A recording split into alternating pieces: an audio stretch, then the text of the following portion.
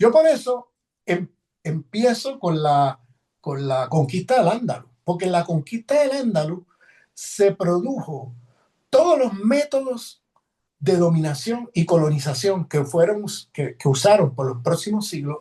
Eso, el laboratorio fue la conquista del Ándalus. Y eso en la literatura, incluso latinoamericana, de otros lugares, es desconocido. Yo por eso creo que la conquista del Ándalus es bien importante conocer esa historia, porque allí fue que diseñaron los métodos de conquista que luego se los llevaron a otras partes del Estado español y a las Américas y a África y a todos lados. Por ejemplo, el colonialismo de población, que en inglés se llama settler colonialism, ¿bien? Que es el colonialismo que vive Palestina, empezó en la conquista del Ándalus. El colonialismo de población moderno empezó en la conquista del Ándalus. El primer momento de la expansión colonial europea fue en Al-Ándalus. Ese colonialismo que está fuertemente imbricado con genocidio, esa forma de colonialismo empezó en Al-Ándalus, que es la limpieza étnica del territorio, donde a los colonizadores no les interesa tanto explotar la mano de obra del colonizado, sino sacarlos del territorio por la fuerza y quedarse con sus viviendas, con sus tierras, con sus comercios, con todo. Eso empezó en la conquista del Al-Ándalus. Y ese método se lo llevaron a otras partes del mundo. Palestina es conquista del Ándalus. Es sacar la gente del territorio, quedarse con sus tierras, sus viviendas, con todo. Y esa conquista, ese genocidio contra Palestina viene del colonialismo de población que empezaron los británicos en 1917, cuando destruyen a los otomanos, y ellos les tocó en la división del pastel de todos los territorios otomanos entre Francia e Inglaterra, a los ingleses les tocó Palestina. Y ahí vino la declaración de Balfour, donde empezó el colonialismo de población de judíos blancos europeos sobre tierras palestinas. Y luego se intensifica con la creación del Estado de Israel. Y el genocidio palestino lleva más de 100 años. Con colonialismo de población, pues hay una fuerte correlación. En donde quiera que hay colonialismo de población es genocidio. No hay manera de separar eso. Y entonces, eso empezó en la conquista del Ándalus. Entonces hay que entenderlo y mirarlo y todo. Y entonces hay que ver, hay que hacer una nueva historia del Estado español. Te doy un ejemplo. O sea, ya no solamente una historia que incluya las colonias y todo eso, sino incluso dentro de la península ibérica, tenemos que hablar de quizá para los canarios en 1415, Mm. el momento en que comienza el genocidio de los guanches, la colonización en Canarias es 1415, siglo XV. Y el modelo de colonización en Canarias es el modelo que se llevaron al Caribe. Por eso yo siempre he escrito, lo he puesto por escrito en artículos que he publicado académicos, que el primer laboratorio del Caribe fue Canarias, porque ahí fue donde empezó la plantación, el exterminio de las poblaciones originarias, la importación de africanos para ser esclavizados en las plantaciones. Ese fue el primer laboratorio, que luego se llevaron ese sistema al Caribe. ¿Ve? Entonces, eso es 1415. Tienes también el año 1480, que es la colonización de Galicia. Y ahí hay libros de historia de Galicia impresionantes, escritos en gallego. El que no lea gallego no se entera. ¿Ve? Es lamentable que esos libros no estén traducidos. No hay un trabajo de traducción. El que no lea gallego no se entera. ¿Cómo se cargaron la nobleza gallega? Se la cargaron y vino la nobleza castellana a colonizar Galicia, a quedarse con todo. Esa es una historia que está en 1480. Luego tienes 1492, que es la caída del reino, no el reino, el Emirato de Granada, porque le llaman el reino. No, no, no, perdóname, eso no fue un reino, eso es un emirato, ¿okay? Que no es lo mismo que un reino. Pero bueno, este, entonces el reino de la corona cristiana castellana, que finalmente termina la conquista del Andaluz el 2 de enero de 1492. Y los métodos que se usaron ahí se los llevaron al resto del Estado. Tenemos 1512, la conquista en el País Vasco, en Navarra y todo eso. Tenemos 1714 en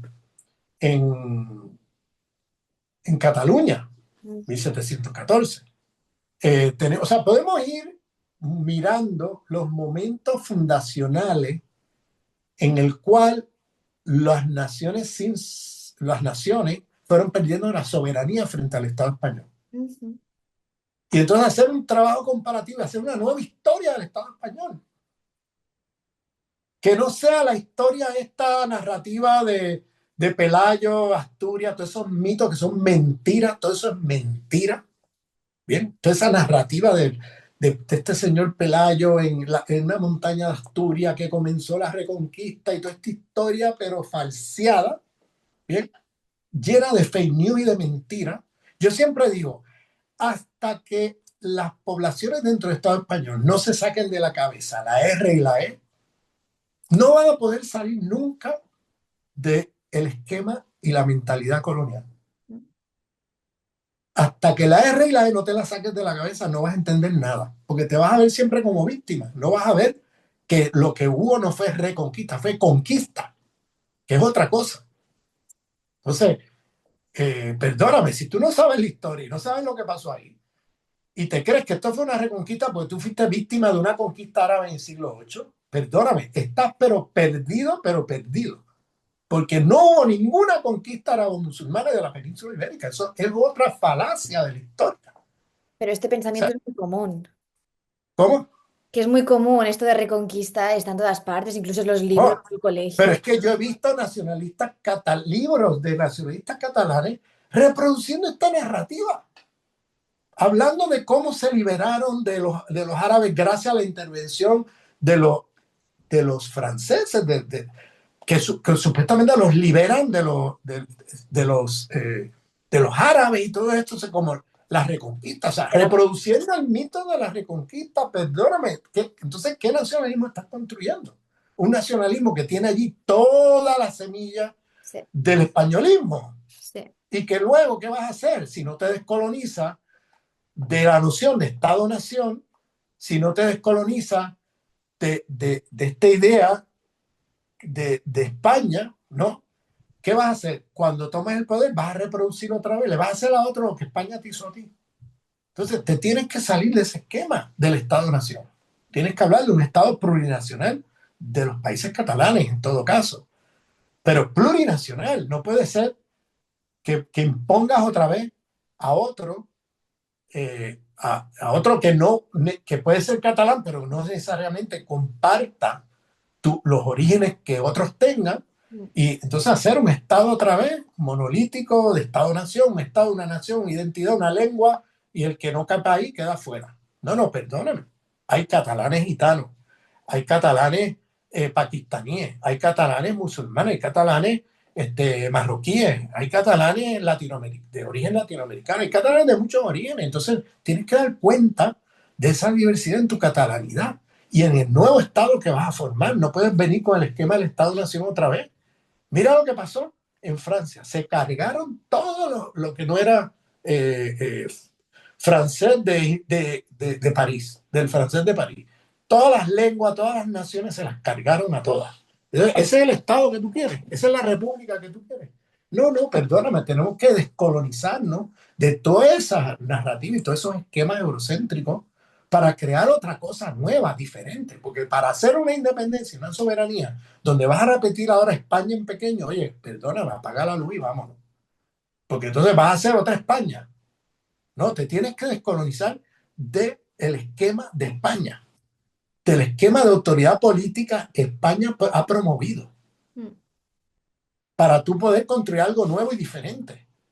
Si no, ¿qué vas a hacer? Otra España en pequeño. ¿Y a dónde llegamos con eso?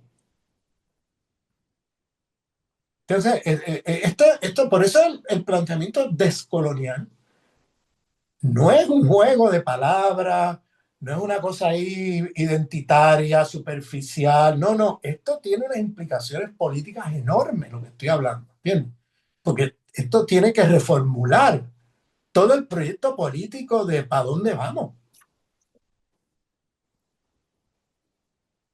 Si no, lo que vas a hacer es reproducir más de lo mismo.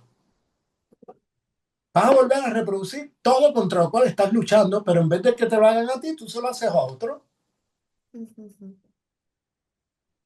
Bueno, pues muchas gracias, Ramón. Yo creo que hasta aquí ya hemos hablado suficiente. Ha sido súper interesante. Creo que estas nuevas perspectivas son súper necesarias y más en un sitio, pues como he dicho, no sé si te lo he dicho antes a ti de empezar o lo he dicho aquí, como en las Islas Baleares, que prácticamente no tenemos una academia o un sitio donde se produzcan nuevas epistemologías. Así que muchas gracias por la aportación. Gracias por la invitación y espero que lo repitamos en un futuro cercano. Por supuesto, gracias.